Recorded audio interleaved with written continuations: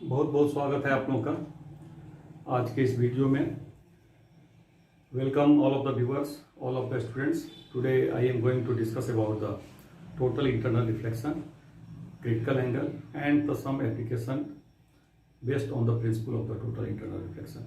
तो आइए हम लोग इसको आज शुरू करते हैं। तो let us start. Your topic is total internal reflection और शॉर्ट में इसको TIR बोलते हैं, और ये क्रिटिकल एंगल। तो total internal reflection, critical angle, ये सब समझने के पहले it is very necessary to know about the simple phenomenon of the reflection of light. So reflection of light,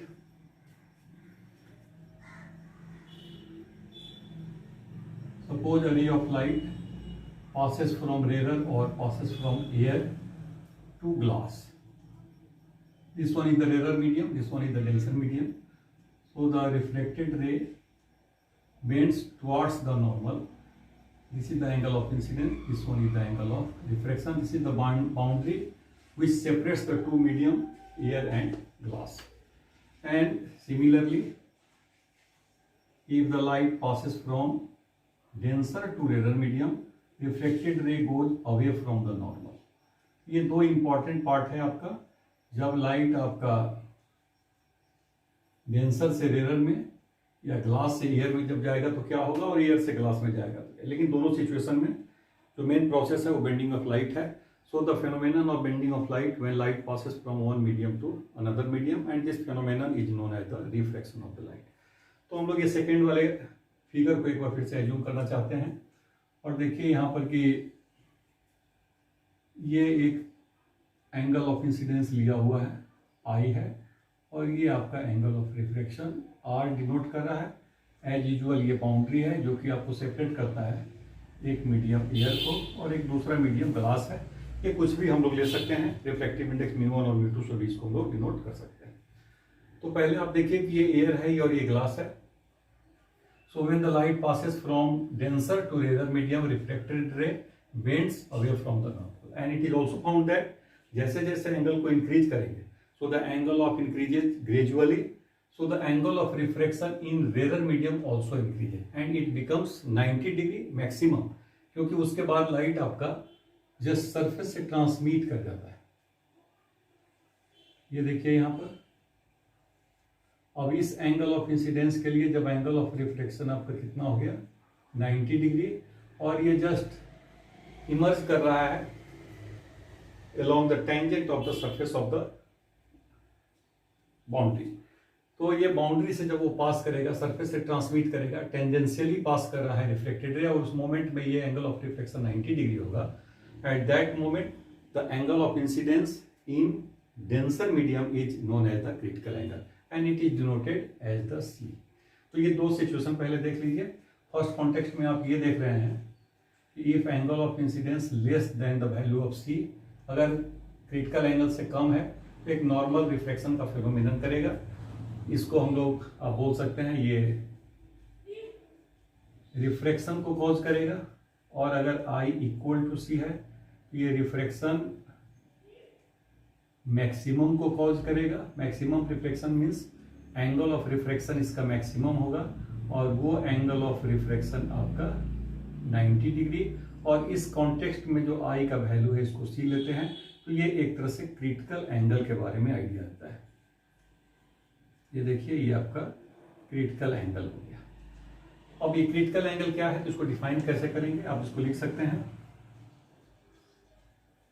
the angle of incidence in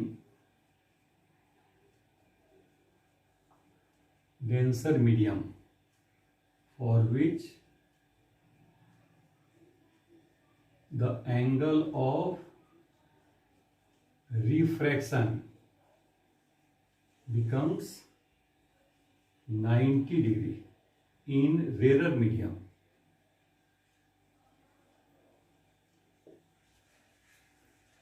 and this angle of incidence,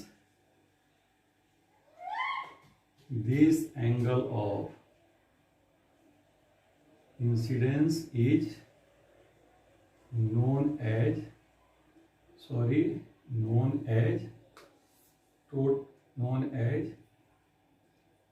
critical angle and it is denoted by C. तो ये है, इसको देख लेते हैं ये ठीक से आ रहा है कि नहीं आ रहा है, आपका एकदम राइट है।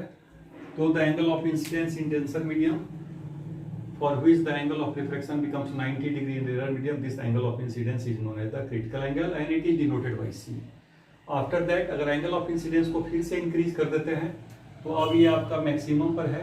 Reflective index to mu equal to sine I by sine R है। आप देखते हैं कि mu equal to sine I by sine R, ये सी बाई वी जो एब्सोल्यूट रिफ्लेक्टिव इंडेक्स है एयर और वैक्यूम के कॉन्टेक्स्ट में जब हम लोग लेते हैं तो ये कंडीशन होता है कि म्यू का वैल्यू ऑलवेज ग्रेटर देन 1। इसका आइडिया है कि अब इससे ज्यादा पॉसिबिलिटीज नहीं होगा इस रूल को ओबे करने के लिए, ये मैक्सिमम कंडीशन पर आ गया है। अब इसके बाद अगर इंसिडेंस करते हैं और angle of incidence if greater than the critical angle, जैसे थर्ड सिचुएशन में देखिए if I greater than C, so this is the TIR, the light returns back in the same medium, so the angle of incidence is also equal to angle of reflection. This is the boundary of medium like air and the glass. तो ये rare और denser medium के उस condition में जब angle of incidence critical angle से greater होगा तो लाइट उसी मीडियम में पास करेगा और इस फेनोमेनन को हम लोग टोटल इंटरनल रिफ्लेक्शन बोलते हैं।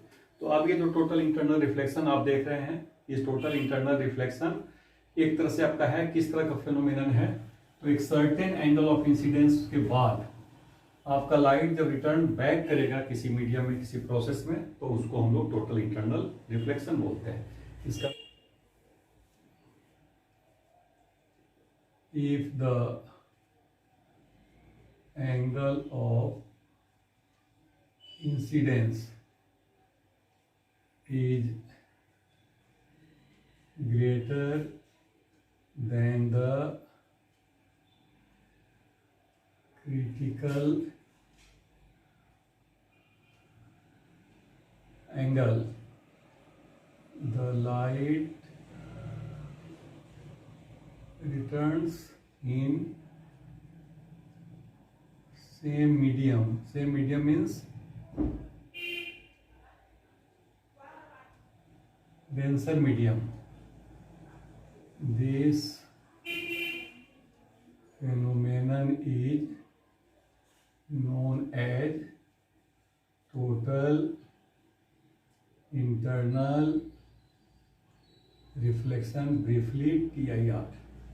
ये है आपका if the angle of incidence is greater than the critical angle, the light returns in the same medium means जिस मीडियम है उसी मीडियम में रिटर्न कर जाएगा, ये एक तरह से लॉ ऑफ रिफ्लेक्शन को ओबे कर जाता है and this phenomenon is known as the total internal reflection. कुछ इंपॉर्टेंट रिलेशन देखते हैं। एक रिलेशन आप बहुत कॉमनली हम लोग यूज कर सकते हैं जिसको हम लोग बोलते हैं रिलेशन बिटवीन म्यू एंड सी। देखिए किस तरह का ये रिलेशन है। ये हम लोग एक किसी कॉमन फिगर को लेते हैं, जैसे फिगर 2 को यूज कर रहे हैं। If the light passes from one medium to another, और एक रिफ्लेक्टिव इंडेक्स अगर हम लोग इसका एज्यूम कर लेते हैं, ये μ1 है और ये रिफ्लेक्टिव इंडेक्स अगर μ2 है, तो स्नेल्स लॉ को लगा दीजिए μ1 sine I equal to μ2 sine R. ये आपका एक मीडियम के लिए होगा, ये दूसरे मीडियम के लिए। अभी यहाँ पर ये डेंसर लिया हुआ है, ये रेयर लिया हुआ है। अब यहाँ पर हम लोग इसको ऐसे लिख सकते हैं, जब एंगल ऑफ इंसिडेंस अगर हम लोग सी लेते हैं उस कॉन्टेक्स्ट में एंगल ऑफ रिफ्लेक्शन आपका 90 डिग्री हो जाता है। तो अब ये देखिए वैल्यू कितना हो जाएगा, ये वैल्यू आपका sine C equal to μ2 by μ1 और ये आपका 1। और ये जो रिफ्लेक्टिव इंडेक्स है इसको हम लोग कैसे रिप्रेजेंट करते हैं, तो ये रिप्रेजेंट करने का मतलब ये μ2 रिप्रेजेंट कर रहा है आपको एयर के लिए। ये वैल्यू 1 ले लेते हैं, ये μ1 हो गया। तो therefore μ1 equal to 1 by sine C, और μ1 क्या है, reflective index of denser medium. तो कॉमनली अगर μ1 टेंस टू μ ले लेते हैं, क्योंकि एक ही रिफ्लेक्टिव इंडेक्स अगर यूज कर रहे हैं तो इसको कॉमनली सिंपल वे में हम लोग इसको लिखते हैं μ equal to 1 by sine C. It is always noted that in the relation of μ equal to 1 by sine C, so this reflective index for the denser medium in context of the air और vacuum. तो ये हम लोग mu जब भी लिखेंगे तो ये डेंसर मीडियम को रिप्रेजेंट करेगा। और अगर लाइट आपका एक मीडियम से दूसरे मीडियम में क्रिटिकल एंगल के लिए इसी इक्वेशन को कोई अगर यूज कर रहा है तो जैसे ये नोटेशन आपका ये म्यू जी को कंफर्म कर रहा है और ये डेंसर है, ये रेयर है। अगर हम लोग का मीडियम जैसे इस तरह से चेंज कर जाता है, अगर वाटर और ग्लास के कॉन्टेक्स्ट में लेते हैं और वाटर ग्लास बाउंड्री, तो इसको आप लिखिए W mu G, refractive index of glass with respect to water equal to 1/sin। ये हमेशा माइंड में रहना चाहिए कि रिफ्रैक्टिव इंडेक्स जब भी होगा इस फॉर्मूला के लिए ये refractive index for denser medium with respect to rare medium. तो इस तरह से इसको आपको लिखना है और फिर आप इसको तब कैलकुलेट कर सकते हैं। इसीलिए हम mu equal to 1/sin means ये ग्लास के लिए है, ईयर के कॉन्टेक्स्ट में। अगर हम लोग वाटर के लिए लिखेंगे तो आप लिख सकते हैं A mu W equal to 1/sin। तो जब एयर लेते हैं तो सिंपली ऐसा लिखते हैं, लेकिन दो डिफरेंट मीडियम अगर हम लोग लेते हैं जिसमें एयर और वैक्यूम नहीं है तो हम लोग के लिए रिफ्लेक्टिव इंडेक्स लिखने का प्रोसेस ये होता है। अब ये देखिए कि रिलेशन आपको क्या बताता है, म्यू इक्वल टू 1/sin से रिफ्लेक्टिव इंडेक्स और क्रिटिकल एंगल का रिलेशन बता रहा है। अब इसके एक एग्जांपल को पहले देखिए। एक प्लेन, एक हम लोग प्रिज्म लिया हुआ है। ये प्रिज्म देखिए कैसा है, ये 45 90 45 प्रिज्म है। अब ये लाइट अगर यहां से इंसिडेंट करेगा इस पर, तो अभी देखिए ये क्या होगा। अगर ये एंगल इंसिडेंस क्रिटिकल एंगल से ग्रेटर होगा तो ये टोटल इंटरनल रिफ्लेक्शन कर जाएगा। अब ये ग्लास के लिए रिफ्लेक्टिव इंडेक्स आप लेते हैं 1.5, तो mu equal to 1/sin C, और C का वैल्यू जब निकालते हैं तो ये नियर अबाउट 41.8 डिग्री आता है। तो लाइट अगर इस तरह के प्रिज्म पर इंसिडेंट करेगा, ये एंगल देखिए आपका 45 है, तो 45 डिग्री पर अगर है और यहाँ पर क्रिटिकल एंगल कितना है 41.8 है। So this angle of incidence 45 means greater than this one, so there is the phenomenon of total internal reflection. और फिर यहाँ पर आने के बाद ये देखिए लाइट बैक कर गया, इसका अर्थ है कि इस सरफेस पर फिर से एक बार टोटल इंटरनल रिफ्लेक्शन किया। तो इसको एज ए 100% रिफ्लेक्टर की तरह हम लोग इसको यूज करते हैं। ये बहुत ही कन्विंसिंग और बेस्ट एग्जांपल है। इवन कि एक प्लेन मिरर को भी अगर आप लेते हैं, एक मेटल सरफेस को भी हाईली पॉलिश्ड कर देने के बाद भी 100% रिफ्लेक्टर में कन्वर्ट करना मुश्किल होगा, तो हम लोग प्रिज्म को एज ए 100% रिफ्लेक्टर लेते हैं। और डबल प्रिज्म को, इस तरह के डबल प्रिज्म को यूज करके बाइनोकुलर में भी हम लोग इसको यूज करते हैं, जिसमें कि लॉस नहीं होगा और रिफ्लेक्शन आपका 100% हो जाएगा। एनर्जी का लॉस, लाइट का लॉस इसमें नहीं हो पाता। तो ये एक बेस्ट एग्जांपल है, एज ए 100% रिफ्लेक्टर यूज करते हैं। मेडिकल साइंस में आप देखते हैं कि इंडोस्कोपी का प्रोसेस आजकल मेडिकल साइंस बहुत ज़्यादा यूज कर रहा है। उसके बाद देखिए टेलीकम्युनिकेशन में हम लोग यूज करते हैं, कम्युनिकेशन पर्पस के लिए यूज करते हैं, इंजीनियरिंग सेक्टर में यूज करते हैं। तो इसमें एक लाइट पाइप को देखते हैं। दूसरा एग्जांपल देखिए, ये आपका लाइट पाइप या bundle of fibres, bundle of pipes को हम लोग लेते हैं, जिसको ऑप्टिकल फाइबर भी बोलते हैं।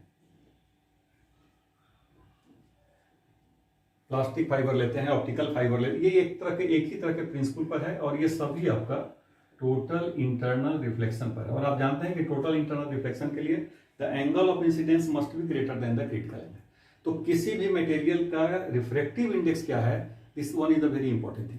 ये बहुत इंपॉर्टेंट होगा और वही डिसाइड करेगा कि क्रिटिकल एंगल जितना कम होते हुए चला जाएगा, टोटल इंटरनल रिफ्लेक्शन का चांसेस बहुत ज्यादा हो जाता है।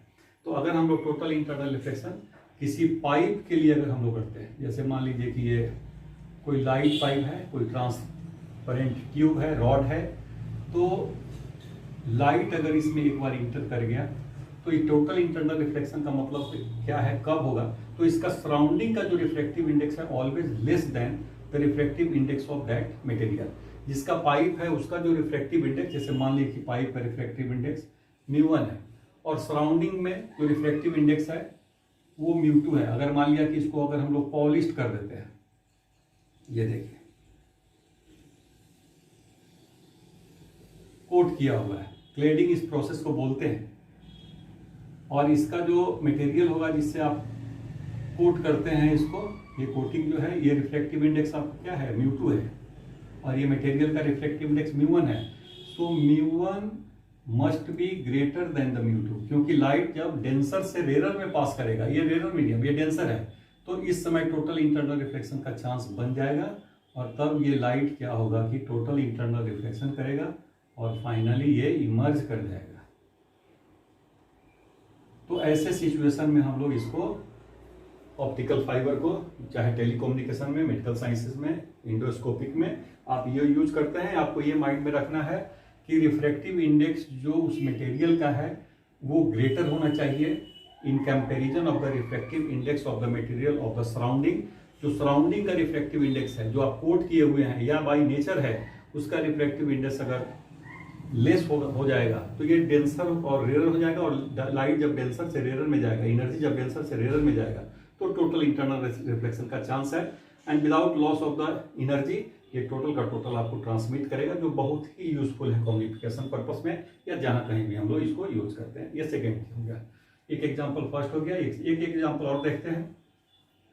Why the diamond shows the greater brilliancy. तो डायमंड के केस में देखिए उसका कटिंग कुछ इस तरह का होता है कि वो बहुत ज्यादा ब्रिलियंसी करता है, लेकिन कटिंग के अलावा उस मटेरियल का कुछ नेचर भी है।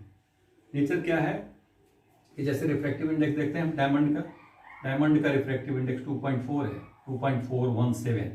तो 2.4 अगर हम लोग ले लेते हैं, इससे क्रिटिकल एंगल अगर आप निकालते हैं μ=1/sin c 2.4, ये c आपका 24 डिग्री नियर अबाउट अप्रोक्सीमेटली ये आएगा।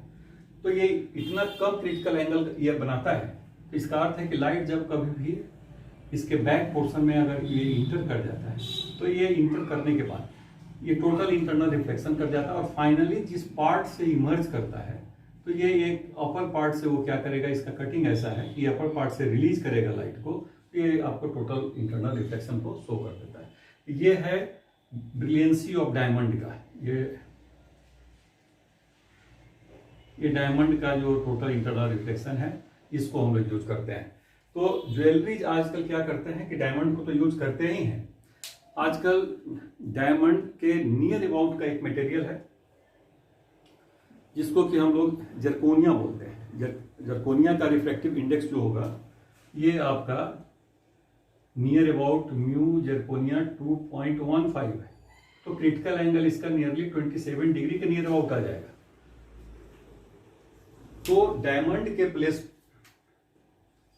प्लेस पर हम लोग इस तरह के भी मटेरियल को आजकल फ्रिक्वेंटली यूज करते हैं। जो डिजाइनिंग करने के लिए ज्वेलरी जिसको आज यूज करते हैं, उस तरह के मटेरियल में जिरकोनिया का यूज बहुत मैक्सिमम होते चला गया है। और ये जो मैक्सिमम यूज है, ये मैक्सिमम यूज आपका ये क्या बतलाता है कि जैसे ये आपका ये म्यू इसका 2.15 2.18 तक ये बिलोंग करता है। अब इस तरह का मटेरियल अगर आप लेते हैं तो नेचुरली उसका भी ब्रिलियंसी डायमंड की तरह का हो जाता है। तो उसको भी हम लोग क्या करते हैं, कुछ तरह से कट करने के बाद अगर आप उसकी ब्रिलियंसी को देखना चाहते हैं तो ये बहुत डिफिकल्ट होता है कि इसको डिफ्रेंशिएट करना कि किस तरह का मटेरियल है। अब ग्लास का क्यों नहीं लेते हैं, ग्लास को भी हम लोग कट कर सकते हैं, लेकिन ग्लास का जो रिफ्रैक्टिव इंडेक्स है म्यूजिकल टू देखिए 1.5, क्रिटिकल एंगल साइन सी अगर आप लेते हैं 1/μ, ये 1/1.5, और तब सी अगर आप निकालते हैं तो 41.8 डिग्री, ऑलमोस्ट 42 डिग्री। तो इतना greater angle of incidence incident करेगा, तो टोटल इंटरनल रिफ्लेक्शन का चांस इसमें कम हो जाता है। इसीलिए टोटल इंटरनल रिफ्लेक्शन कहीं भी हो सकता है, लेकिन जिस अमाउंट में रिफ्लेक्टिव इंडेक्स जिसका हाई होगा, जिस अमाउंट में वो मटेरियल रिफ्लेक्ट करेगा या टोटल इंटरनल रिफ्लेक्शन से जो लाइट इमर्ज करेगा, वो क्या होता है कि उसकी ब्रिलियंसी को बढ़ाता है, और इसीलिए डायमंड या जिरकोनिया को हम लोग यूज करते हैं फॉर द ग्रेटर ब्रिलियंसी। तो इस पार्ट को देखे हैं, फिर किसी दिन दूसरे पार्ट को देखते हैं। Thank you very much.